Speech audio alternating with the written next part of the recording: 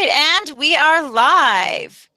All right, and welcome to episode 28 of TLC, Tech Learn Coffee. I am your host, normally along with Nancy Minicozzi. Unfortunately, she was unable to make it this evening. My name is Lisa, and I am a fifth grade teacher in South Monterey County. Just as a reminder of our podcast focus, we are accessible on your schedule, so 15-minute format, and it's a chance for you to get your own questions answered, either on our website or on the YouTube chat. It is personalized mobile PD. You choose the focus. You listen to where you want to. So please contact us, though, if you know of somebody who would be a great guest. And if it would be you, we would love to have you as well. If you enjoy our podcast, and we hope you do and don't see why you wouldn't, please support us by subscribing to our YouTube channel. You can also search, you can just search us for TLC Ninja Teachers. You can also look for us on iTunes, SoundCloud, or your favorite podcatcher. And while you're there, feel free to rate us. And the more ratings we have, the easier it is for others to find us. So tonight's coffee fact. Did you know, because we always have a coffee fact, did you know that Hawaii is the only state in the United States that commercially grows coffee? However, their climate, it totally makes sense. So without further ado, we have Kim Bass, who will be talking to us about coding in her school. And we're so excited to have you, Kim. Can you please tell us a little bit about yourself, what you do, who you are, where you're from? Sure. I'm Kim Bass. Let's see, this is my 28th year in education. I am now teaching at Robert C. Fissler School in Fullerton.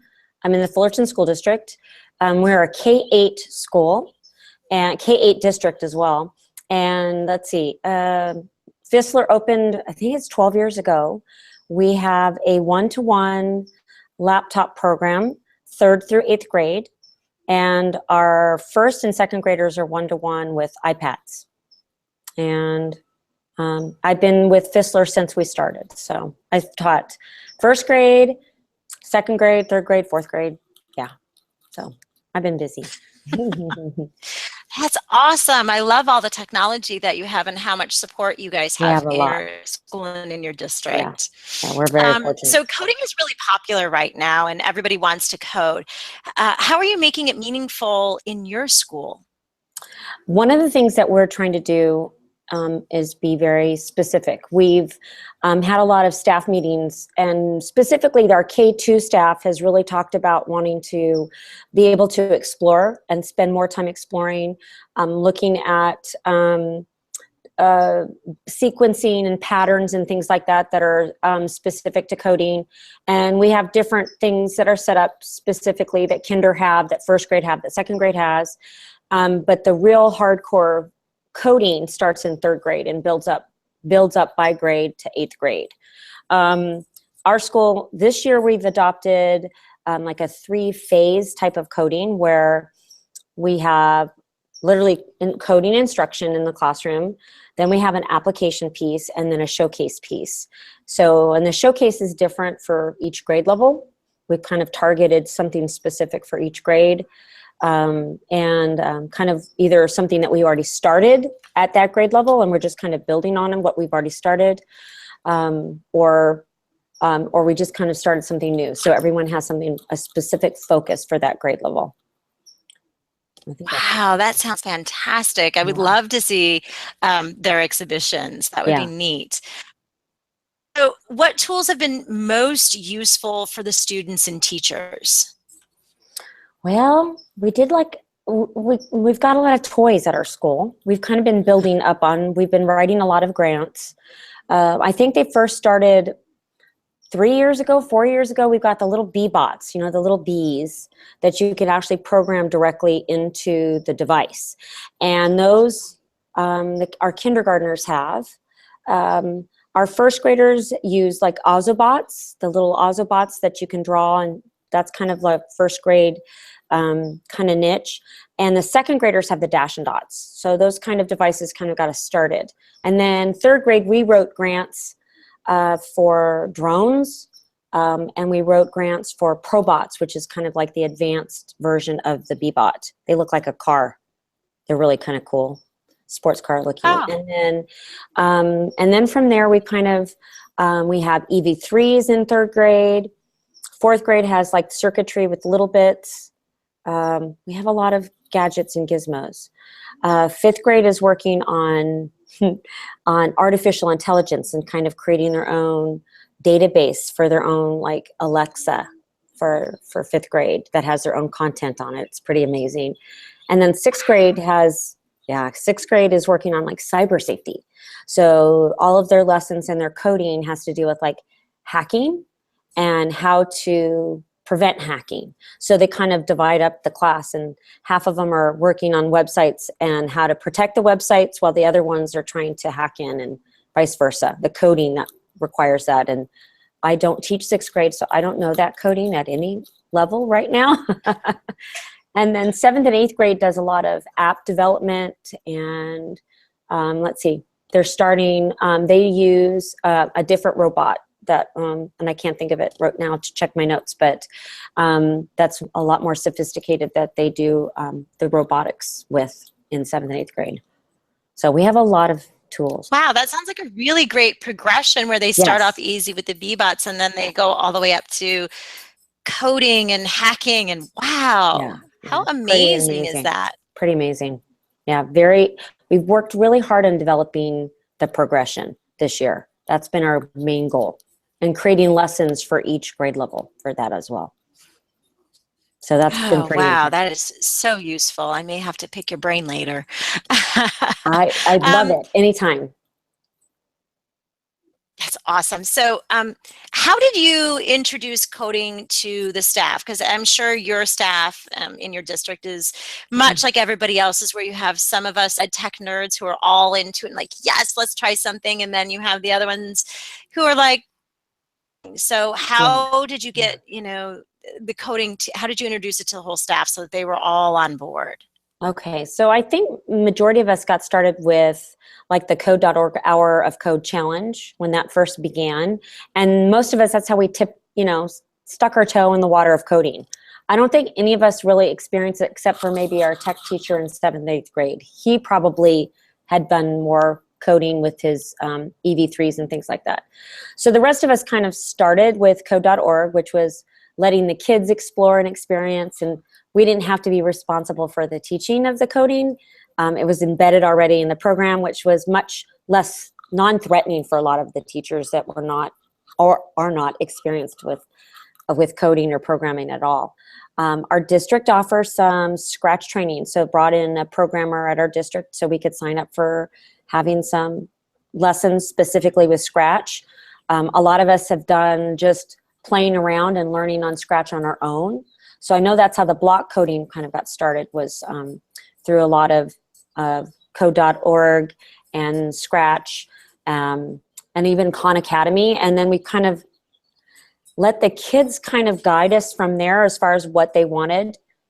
We were very lucky we have some after school programs that had Python coding and some of the more language-based coding. And that's kind of when we made the connection with one of the companies that teaches the Code Tech is the name of the company. And they've kind of helped us set up more of what we need, and they send a teacher in.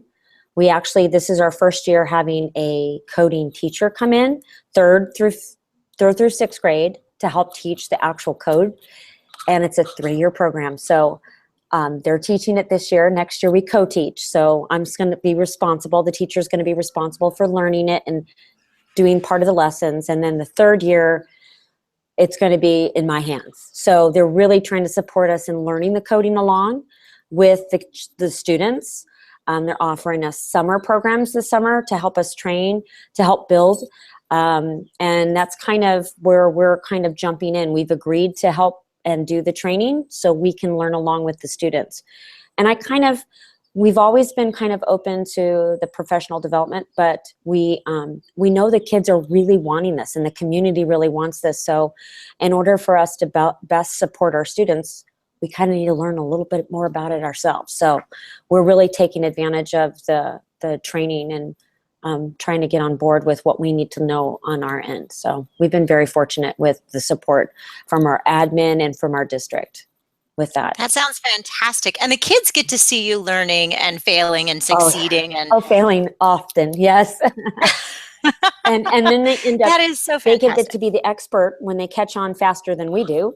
And then they can then go ahead and help correct and troubleshoot our code so we can fix our mistakes. And it ends up being where we're sharing our learning together. It's a wonderful atmosphere to be in. Yeah. But you have to be willing to fail. You have to be willing to fail. Yeah. Yeah. How? Yeah. So what has the reaction of the students and the parents been? Our community, our parents, our kids are so loving the coding and the programming. They are very, very interested in it. They want to see the computer science evolve at our school site. We have opened up tours so the parents can actually see the progression, and they're blown away. They're just blown away seeing what the kindergartners are doing in the first and second, all the way up through grades to 8th grade. And then they're just absolutely amazed at how we've specifically built it to get all the way to 8th grade, and how strong the kids are at it. They pick things up so much faster, and this doesn't see, it seems to be seamless. So the kids, they love it. They want more of it.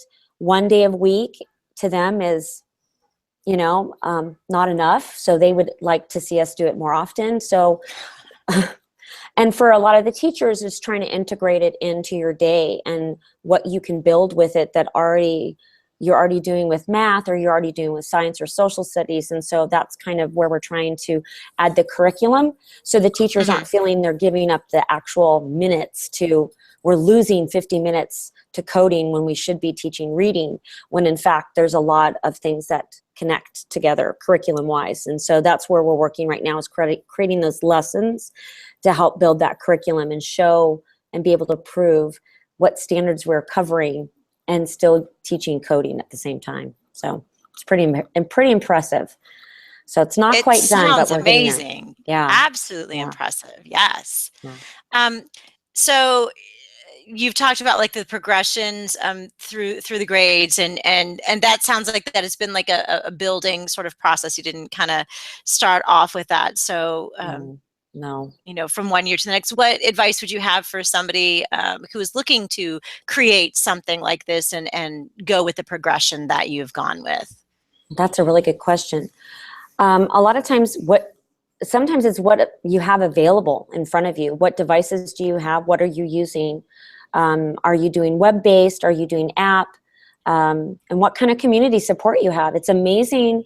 That's how we kind of got started 2 years ago. Was we had a parent who actually does app development, and he came in, and his child was in 4th grade, so he did this whole app development design process with the 4th graders, and then pulled in the 8th graders to actually do the coding for the app. And so that just dominoed into now what we're living right now at our school. So the app development might be designing, but the actual coding of the app is more upper grade, or middle school, I should say, depending on whether it's Python, whether it's the other language-based learning. So it's kind of look around and see what you have available to you. And if you have any teachers that are interested in training, so Orange County Department of Ed has a lot of training, and there's a lot of things online if you're willing to go and find out and teach yourself what you want to do and what you want to code. The kids are more than willing to learn. So it's more of who you've got on your site that you can kind of get it going, get the ball rolling. Well, that was our timer, and so you have about 1 minute left to kind of wrap everything up. That went by really quickly, fast. So. Do you have any final words, advice, or words of wisdom? Like jump in, try and get started. You don't have to be the master of all things. Your kids are going to be the ones that are going to lead the way.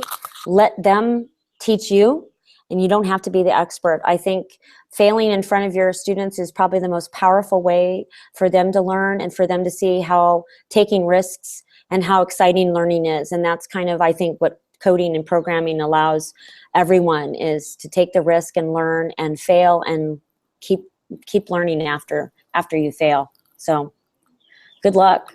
It's fun. It's fun, and the That's kids love it. excellent advice. Yes, it is fun, and you're right. We just need to kind of go with it and learn with our kids. So thank you all for listening. And if you enjoyed our show, please make sure that you leave a comment to let us know. And join us on Monday, May 15th for a very special guest. And remember, we're always looking for guests. So please share all the great things that you're doing in your classrooms. And we know you're all doing fantastic things. So if you know someone who fits the bill, or if you'd like to be a guest, please visit tlc.ninja and complete the contact form to let us know. Thank you, and we'll see you in 2 weeks.